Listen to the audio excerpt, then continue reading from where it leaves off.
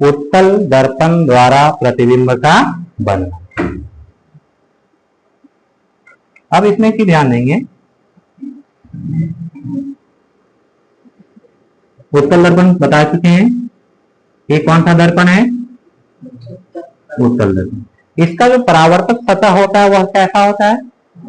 उभरा हुआ, बाहर की ओर उभरा हुआ, उठा हुआ होता है। ठीक है, इसका जो वक्रता केंद्र होता है वह दर्पण की किधर होता है? बायां ओर की दाएं ओर? दायां ओर। ठीक है, इधर होता है, यह है इसका वक्रता केंद्र। ठीक है, इसका फोकस किधर होता है? ये भी दायां ओर। ठीक है, अर्थात इसका फोकस भी इधर है।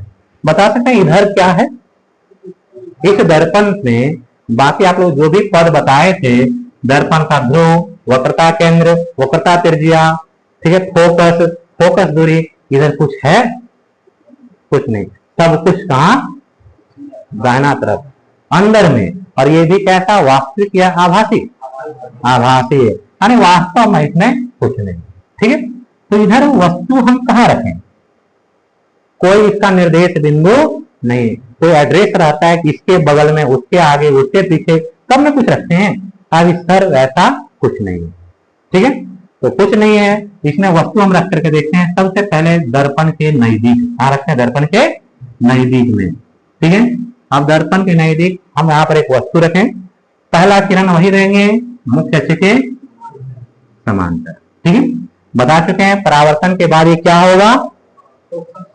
फोकस से आता हुआ प्रतीत होगा। अब ध्यान देंगे, उत्तल दर्पण है, ठीक है, अब इसमें जो प्रकाश किरण होगा तो इधर नहीं जाएगा, इधर भी नहीं आएगा, बल्कि ये किरणें क्या होती है?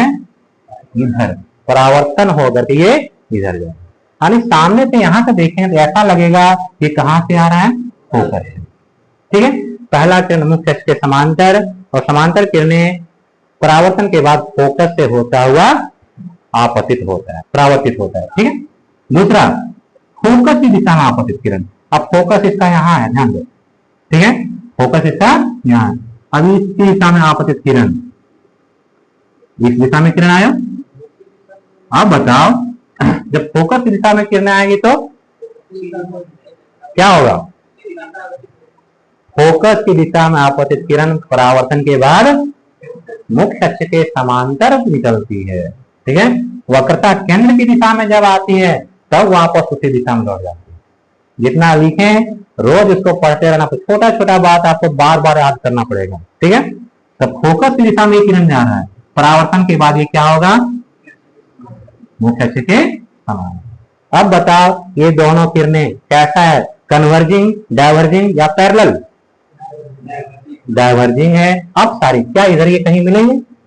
कहीं नहीं, अर्थात वास्तव में ये कहीं नहीं मिलेगा। लेकिन ध्यान से आप देखेंगे दर्पण के पीछे यह एक बिंदु पर मिलता हुआ प्रतीत होगा। जब इन दोनों किरणों को देखेंगे तो हमें कैसा महसूस होगा? ये दोनों किरणें इस बिंदु पर, कहां से? इस बिंदु से आता हुआ प्रतीत होगा। अर्थात उस वस्तु का प्रतिबिंब कहां बनेगा? दर्पण के पीछे बनेगा। कहां बनेगा? दर्पण के पीछे। वास्तविक या आभासी?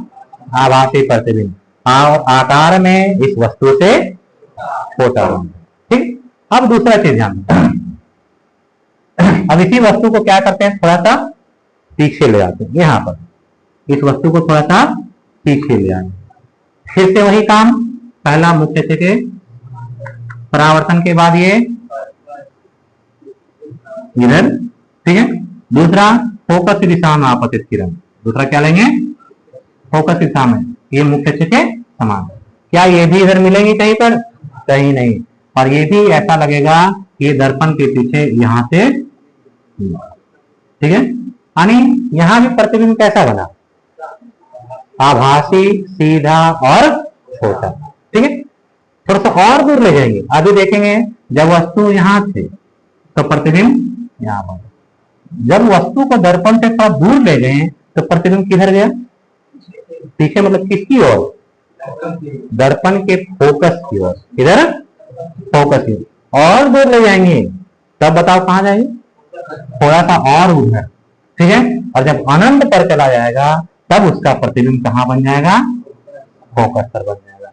इस प्रकार से आप देख सकते हैं कि उत्तल दर्पण जो है वह वस्तु का हमेशा आभासी, सीधा और आकार में वस्तु से छोटा प्रतिबिंब ही बनाता है।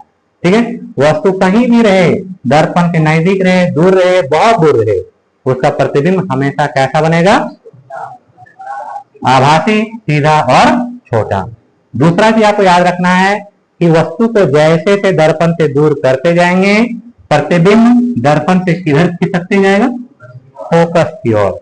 और जब अनंत पर चला जाएगा वस्तु, तब उसका प्रतिबिंब और आकार में बहुत ही छोटा बिंदु आकार का। ठीक है, तो 2-3 बातें याद रखना है। पहला बात, उत्तल दर्पण हमेशा वस्तु का कैसा प्रतिबिंब बनाता है? आभासी, सीधा और छोटा। दूसरा चीज, जैसे से वस्तु का दूरी बढ़ेगा, प्रतिबिंब दर्पण के ध्रुव से दर्पण से किसकी ओर बढ़ते जाएगा? फोकस की ओर। और आकार में धीरे धीरे छोटा होते जाएगा।